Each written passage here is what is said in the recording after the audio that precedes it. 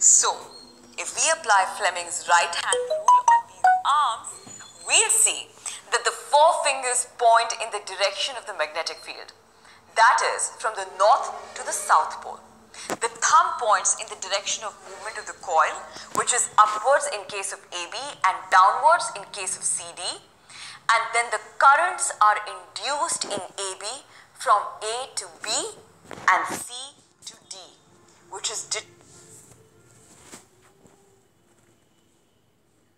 direction. Now these forces acting on both the arms will make the coil ABCD rotate in the anti-clockwise direction. Now there is something I want you to notice when the coil is rotating. Now you can see that even though the carbon brushes X and Y are fixed, the commutator rings P and Q are actually rotating along with the motor.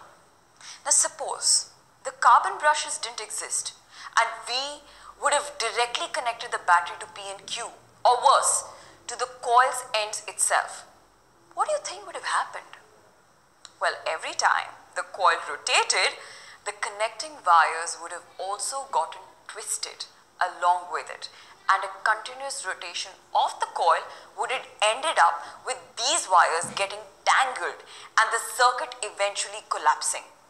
Now to avoid this, we have the carbon brushes that lightly touch the commutators to pass electricity to the coil from the sources without physically connecting the coil to the sources using wires. Now that you know the function of the carbon brushes, let's proceed with the working of the motor to see what happens next. Now, while rotating, the coil will eventually reach a vertical position like this. The commutator rings P and Q are connected to the axle, but they are disconnected from each other, which means there is a gap between them. And when the coil is in the vertical position, the carbon brushes X and Y touch these gaps between the rings, and the current to the coil is therefore cut off. Ideally, the coil should stop moving, but that doesn't happen because of the coil's inertia. Now, since the coil is already in motion, it has already gained momentum, and so it goes on to rotate beyond the vertical position. Now when the coil has gone beyond the vertical position, the arm CD comes on the left hand side, whereas the arm AB goes towards the right side. Now since the commutator rings are also rotating along with the coil, we see that P now gets connected to Y while Q gets connected to X. This reverses the direction of the current through the coil, and that is the function of these commutator rings.